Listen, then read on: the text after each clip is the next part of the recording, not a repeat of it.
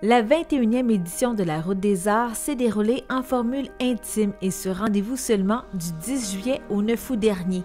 De la chute à Oka, en passant par Mirabel, nous avons sillonné les routes de la région afin de vous faire découvrir les 15 artistes qui ont ouvert leurs portes aux visiteurs cette année.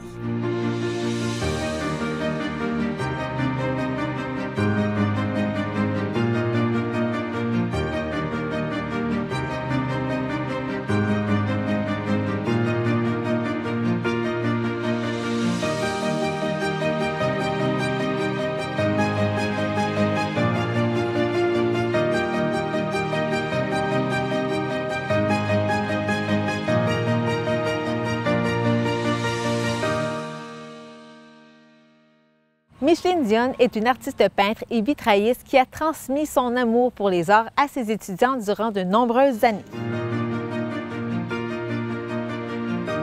Nous sommes en compagnie de l'artiste peintre Micheline Dionne et également vitrailliste. Vous participez cette année pour une 4e année à la Route des Arts.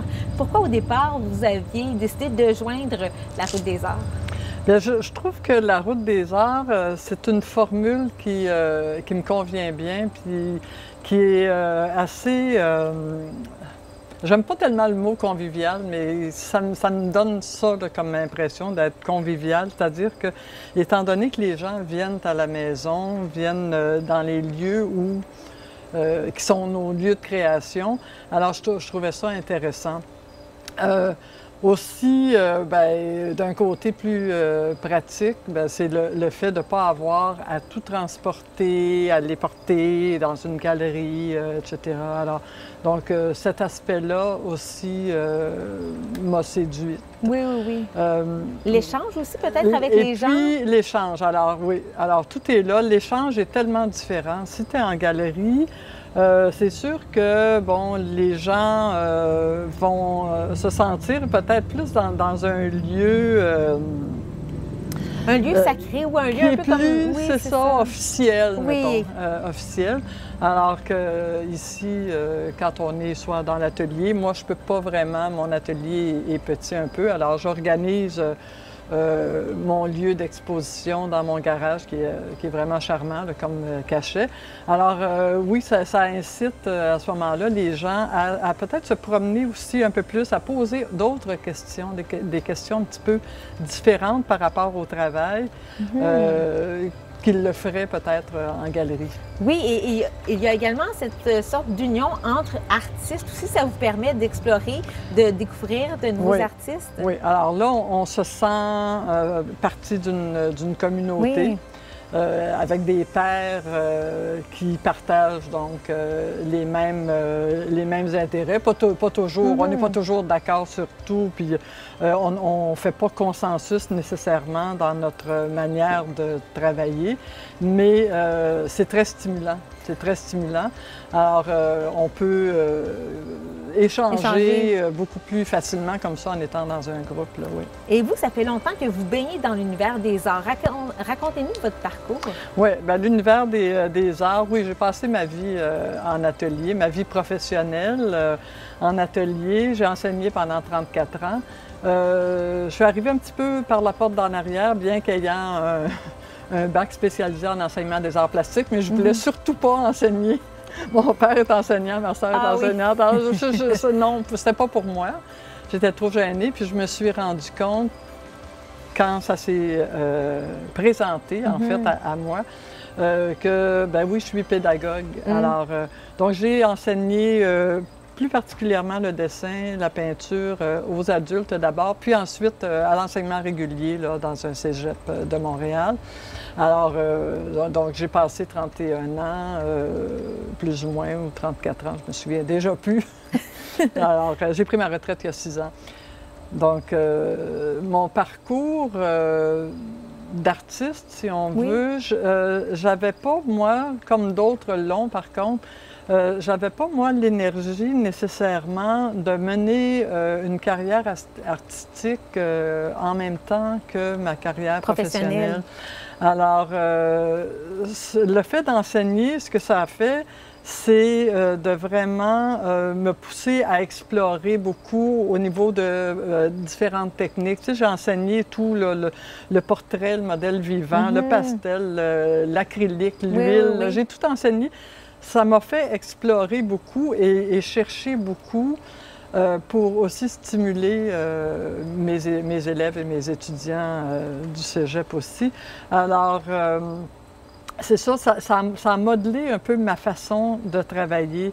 C'est-à-dire que tout m'a intéressé. Oui. Tu dis, ah oui, bon, le pastel, ah oui, j'aime ça. Alors, ça a fait de moi quelqu'un qui a exploré peut-être un petit peu trop par rapport à d'autres. C'est-à-dire que, tu sais, ma production n'avait pas un suivi, si on veut, ou une identité aussi marquante que d'autres qui travaillent dans une même veine là, pendant longtemps. Alors, il y a un petit peu de ça, mais... Puis je suis principalement illustratrice, j'aurais aimé ça. J'ai fait un peu d'illustration, de romans jeunesse. J'aurais aimé ça en faire plus, mais bon, les chemins... Vous pourriez peut-être? Je me trouve un petit peu trop âgée. Ah bon? Oui, je trouve que le momentum est passé, mais vous allez voir que dans mes œuvres se retrouve beaucoup de ça, là, de l'illustration. Ouais. Quels sont les médiums que vous utilisez principalement? J'utilise vraiment, c'est l'acrylique le plus. Je vais travailler, par exemple, aussi avec collage sur papier. Mais là, cette année, puis avec la COVID, avec la pandémie d'ailleurs, ça a comme changé un petit peu les choses. Moi, j'étais beaucoup plus dessin que peinture.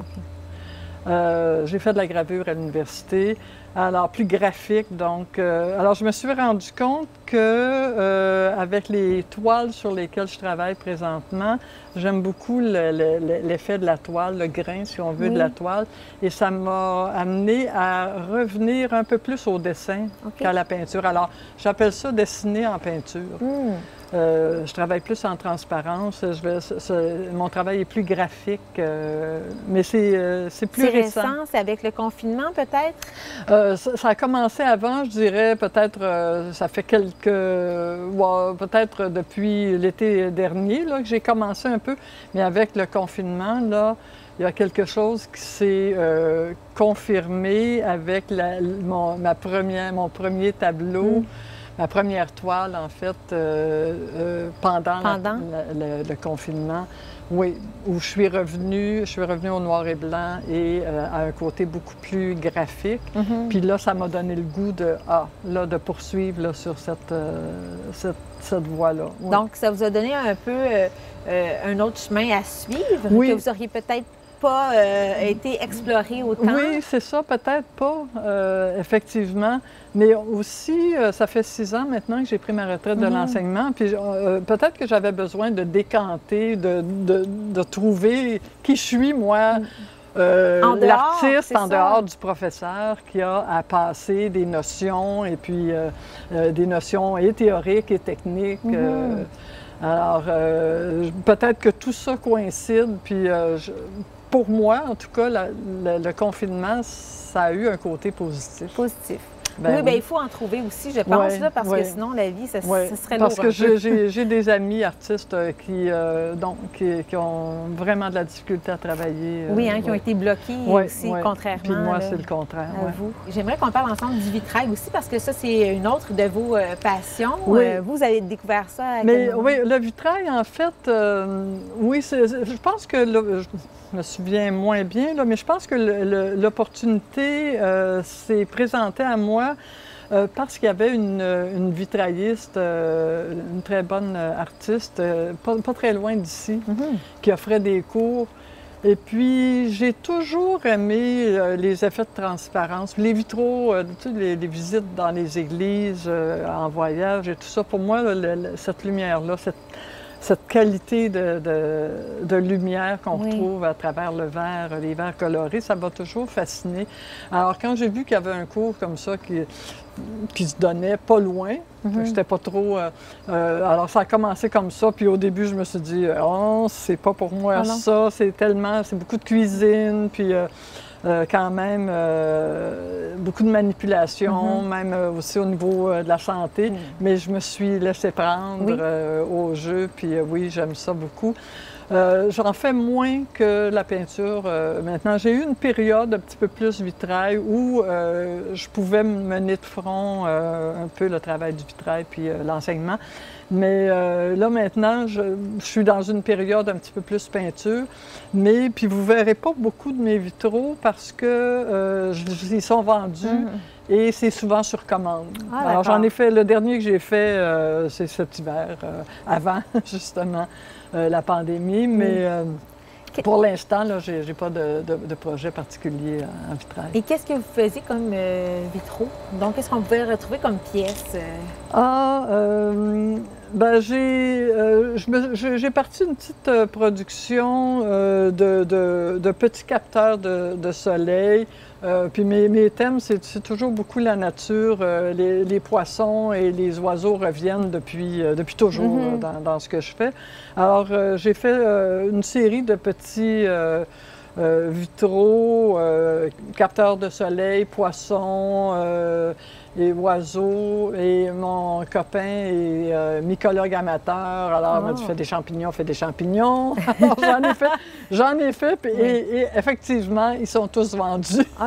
Oui, ça a vraiment été très populaire. Mais sinon, vous allez voir un peu, j'ai une fenêtre dans mon atelier où c'est mon autoportrait, si on veut, en vitrail.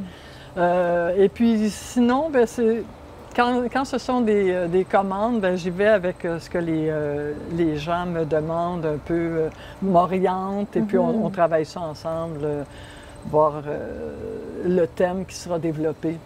C'est pas mal ça. Ouais. Et votre processus de création, comment est-ce que vous créez? Est-ce que c'est le matin, midi, soir? Comment est-ce que ça se déroule?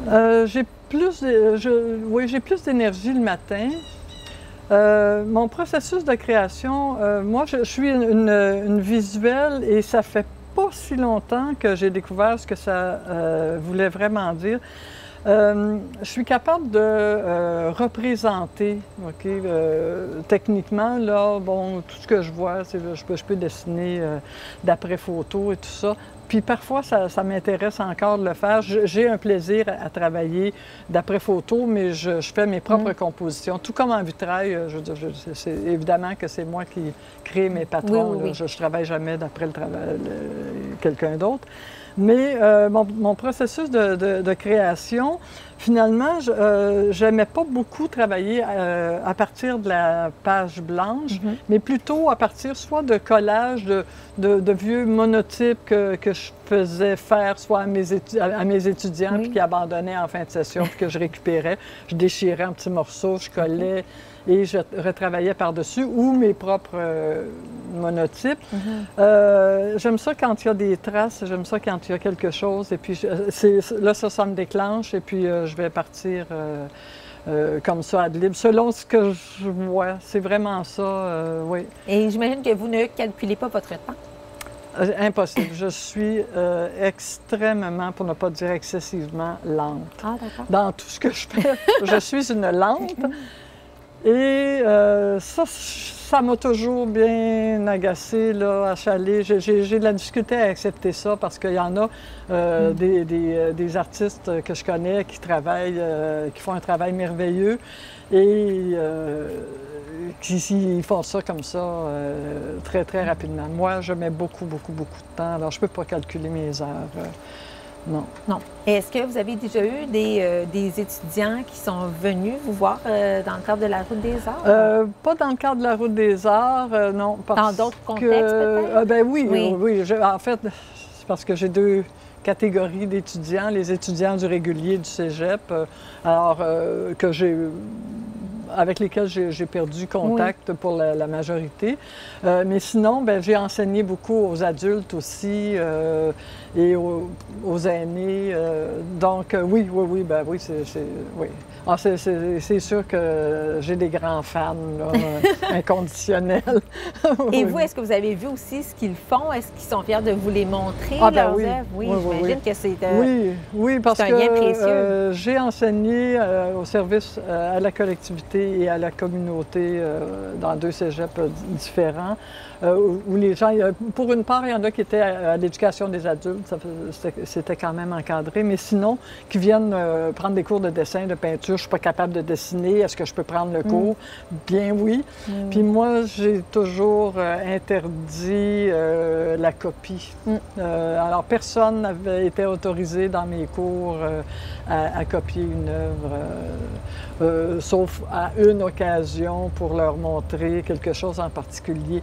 Alors oui, je les ai vus évoluer beaucoup. Il y en a qui ont pris mes cours pendant 10 ans, qui en voulaient encore. Puis là, moi, oui, il fallait que j'invente d'autres exercices, d'autres cours. Alors, on a fait des ateliers supervisés où les gens ont continué en groupe à venir suivre mes ateliers. Alors, j'ai fait ça pendant plusieurs années. Et ceux qui ont eu la chance de vous avoir comme professeur, qu'est-ce que vous pensez qu'ils retiennent de votre enseignement? Parce que j'imagine que vous avez votre style. Ouais.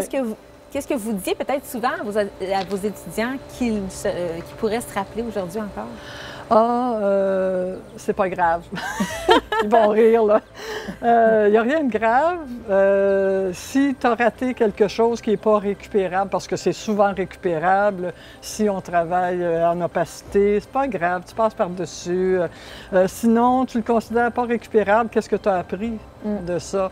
Alors, le prochain travail que tu vas faire, ben là, au moins tu as appris ça, puis tu sais que tu ne referas pas, admettons, cette gaffe-là. Mais ce qu'ils me témoignent aussi, ce qu'ils m'ont toujours témoigné, c'est qu'ils appréciaient que j'ai jamais démoli personne. Ça a toujours été, j'ai toujours fait, et à l'enseignement régulier et aux adultes, on revient sur les travaux à la fin d'un cours. Et puis, je commente et je les invite à commenter les travaux et jamais mes commentaires vont être... Ça sera toujours constructif. Alors, toujours constructif. Ça, c'est ce qu'on me dit, qu'on apprécie le plus, oui, de toutes les personnes qui ont pris mes cours. C'est ça qui revenait tout le temps. Peut-être que je n'étais pas assez, assez sévère, des assez fois, stricte mais ça leur donnait peut-être une belle liberté aussi. Oui, parce que, évidemment, l'enseignement régulier au cégep, tu as des contraintes. Puis moi, donner des notes, mettre des notes sur des travaux en art visuel, c'est difficile. Alors, c'est sûr qu'il y a des balises techniques, des balises au niveau des consignes, des travaux qu'on leur donne, mais j'ai toujours trouvé ça très, très difficile. C'était la partie du travail que j'aimais le moins. Sinon, le contact avec et les jeunes et les adultes, oui. Là, je peux voir que ça se fait avec facilité. Merci beaucoup, Micheline Dionne, de nous avoir accordé cette entrevue. Marcel Charret peint depuis une trentaine d'années et il est toujours à la recherche de liberté à travers ses créations. Nous sommes en présence de Marcel Charret, qui est artiste peintre depuis une trentaine d'années. Et ça fait pas très longtemps, par contre, que vous avez pris part à la Route des Arts. 5 ans environ? Oui. Ouais. Pour quelle raison vous avez décidé de joindre le mouvement? Bien, je trouvais l'aventure intéressante, sans plus. Et puis, je suis rentré membre. Puis là, avec les activités que j'ai vécues là, ça m'a intéressé de plus en plus. Puis à participer à plus de choses dans la Route des Arts. Même ouvrir mon atelier chez moi, comme de raison. Oui. J'imagine que d'aller à la rencontre des gens aussi, des gens qui viennent à la maison, qui voient votre atelier, commencer l'échange, parce que vous êtes un ancien enseignant. Donc, j'imagine que vous aimez échanger avec les gens. Ah ben oui. Ça, les ateliers ouverts, la période des ateliers ouverts, de la route des arts, j'ai toujours adoré ça. Même si c'est un paquet de troubles, là. Surtout dans la maison, tu sais. Puis surtout cette année, avec les confinements, puis bon. Oui, oui, oui. Mais c'est ça, les échanges. Qu'est-ce que ça vous apporte? Ça montre qu'ils sont intéressés par ce que je dis. Et puis, on essaie d'aller plus loin. Et puis, c'est ça. Et puis, pour... Je leur fais découvrir des choses, puis je découvre des choses d'eux autres. Oui. C'est un échange, c'est ça. C'est pas juste à sens unique. Non. Bien, Ça... j'essaie toujours de les encourager à eux-mêmes faire de la peinture, du dessin, etc. Parce que, pour moi, la peinture, le dessin, c'est un genre d'écriture. C'est comme une écriture. C'est sûr qu'en écriture, tout le monde, à peu près, sait lire et écrire, mais ça ne veut pas dire que tout le monde est écrivain. Oui, c'est vrai. Tout le monde devrait apprendre à dessiner, peindre, mais ça ne veut pas dire automatiquement que c'est des artistes. Non. Mais c'est comme un besoin, c'est une façon de communiquer. Oui, ça c'est vrai. Puis ça fait 30 ans que vous êtes imprégné de ça. Ça a commencé au départ avec votre femme. C'est bien ça? Elle vous a comme... Ah, c'est elle qui m'a poussé. Guidé, qui vous a poussé? Ah oui, oui. Et puis, elle savait, elle se doutait que j'avais un penchant beaucoup pour les arts. Bien, c'était surtout la musique à l'époque. Oui. Et puis, elle trouvait, elle, dans sa pensée logique d'infirmière, parce que c'était son métier, elle trouvait que j'y gagnerais beaucoup à suivre des cours. Puis ça occuperait mon temps aussi. C'est ce que j'ai fait. J'ai suivi une douzaine d'années de cours. Des dessin. cours. J'ai fait toutes les étapes du dessin à partir de le fusain, le crayon, la mine, crayon de couleur, etc. Et puis pour me rendre à l'aquarelle, l'encre, l'aquarelle, puis l'huile, puis l'acrylique aussi. Oui, parce que là, maintenant, les deux médiums que vous utilisez plus souvent, ce sont l'acrylique et l'huile. Oui. Bien, souvent, j'utilise l'acrylique comme fond. OK. Pour couvrir la toile tout de suite.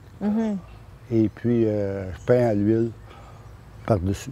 Qu'est-ce qu'on peut retrouver dans votre atelier? Quelqu'un qui vient vous visiter dans le cadre de la Route des Arts ou même à tout autre moment, là, parce que vous êtes ouvert aussi à ça, à ce que les gens vous appellent et viennent spontanément ou prendre des rendez-vous. Ah, oui. Donc, qu'est-ce qu'on peut retrouver lorsqu'on est dans votre atelier? Vos œuvres, c'est quoi votre style, là, pour que les gens comprennent bien? Là, OK. Moi, le résultat, si on veut le classer d'un tableau, là, ça serait entre le néoréalisme puis l'abstraction. C'est entre, je me promène d'un à l'autre. Bien, j'aime ça avoir la tête dans les nuages puis les deux pieds sur terre. Ça fait que j'ai mon style, mais je me cantonne pas dans un genre. un genre. Je veux pas être un peintre de gazon. Tu sais, quelqu'un qui dit ah, lui, il peint du beau gazon. Si tu vas avoir un beau tableau de gazon, là, va le voir. Non, je veux juste être peintre. C'est ça. Donc, j'imagine que vous ne faites pas de commandes. Il y a personne qui... Ah, ça Des arrive. fois? Ça arrive. C'est rare? Oui. OK.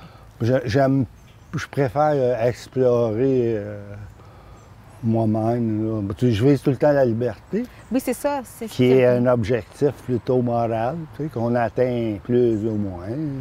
Mais on le vise au moins. Moi, je m'inspire de tout. Tout peut servir en art ou presque. Même les vacances, même arrêter pendant une journée, une semaine, 2 semaines. Moi, ça m'aide. Je veux dire, même si je ne travaille pas effectivement.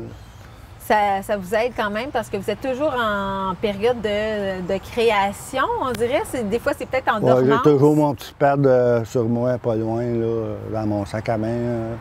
Oui, c'est ça, parce que le matin, expliquez-nous là, ce que vous faites le matin pour bien débuter la journée. Ah oui, c'est ça. Moi, je griffonne, etc. Puis je tourne la feuille, puis voir, bon. Tout d'un coup, je pense que c'est ça. Je cherche ce que je veux dire. Parce que je veux plus dire que d'écrire. Dire des choses puis d'écrire des choses, c'est pas tout à fait la même chose. À un moment donné, j'en ai 3, 4, 5, 6 petites feuilles. Je monte ça en haut à l'atelier. Je regarde ça. Des fois, je prends une feuille, puis j'essaie de la développer, mais sur toile, avec des pinceaux. Ou bien donc, des fois, je mélange 2, 3 mes petites feuilles que je vais mettre sur le tableau, puis je cherche qu'est-ce que je veux dire. Qu'est-ce que je veux dire? Qu'est-ce que je veux dire? C'est-tu bien ça que je veux dire?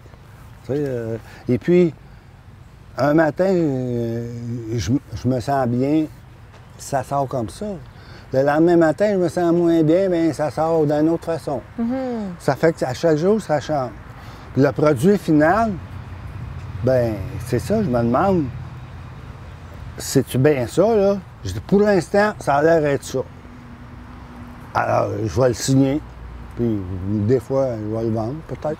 Oui, oui. Et puis, mais si je ne l'ai pas vendu, peut-être une semaine après, 6 mois après, 1 an après, je peux reprendre la toile.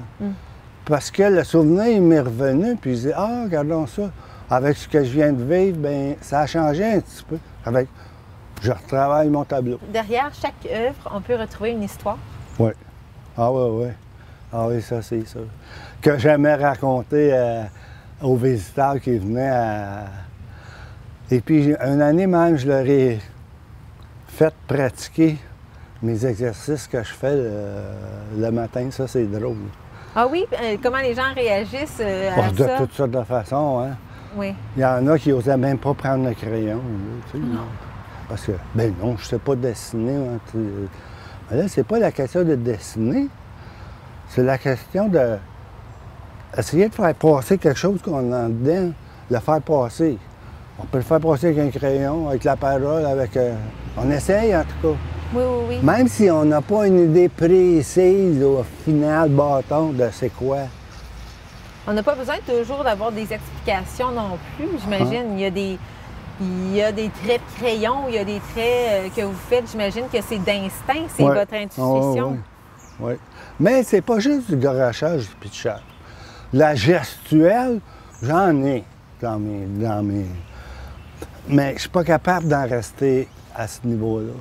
Des fois, là, je me jure, là, faut que je fasse un tableau uniquement gestuel. Puis je me suis rendu compte, une année, j'avais découvert l'art japonais à sumier, qui est juste une façon de s'exercer avant de peindre. Et puis j'ai adopté ça, je m'en sers souvent. C'est des choses simples, mais que je trouvais que...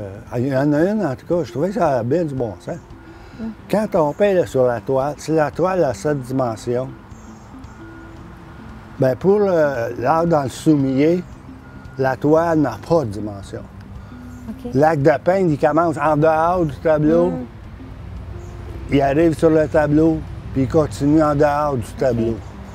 Qui fait que le geste, il paraît sur la toile. Sur la toile. Alors que si je dis, là, faut que je parte sur la toile de ce point-là à ce point-là, bien... L'élan n'est pas le même. C'est sûr que là, vous avez, quand on parlait de liberté, là, vous sentez une plus grande liberté. Mais ce qui ne veut pas dire que je n'utilise jamais d'autres choses, des outils, pour que ça soit plus précis, ou plus rond, ou plus... Ça dépend comment je file. Et vous, les gens qui viennent voir, admirer vos œuvres, qu'est-ce que vous voulez qu'ils retiennent de vous, du peintre que vous êtes? Moi, ce que je veux, c'est qu'ils essayent de comprendre, pas nécessairement l'image ou mon but que j'ai en arrière de la tête pour le tableau, mais qu'ils comprennent que ce que je suis en train de faire, je suis en train d'exprimer, je suis en train de dire des choses. Et c'est ça surtout que je veux qu'ils retiennent, plutôt que d'être un super technicien. J'ai fait un seul tableau hyper réaliste, qu'on appelle hyper réaliste. C'est un aigle. On peut compter tous les poils. Là, Je n'ai fait rien qu'un. Et puis, c'est pas ça que je veux faire. J'étais content d'avoir appris la technique, là, parce qu'il la discipline à m'aide, c'est ça. La discipline sert dans tout. Ah oui, ça c'est ça. Mais c'est pas ça que je veux faire. Ce que je veux faire, c'est ce que je suis en train de faire. Exactement. Bien, merci beaucoup d'avoir été avec nous pour cette entrevue. Merci.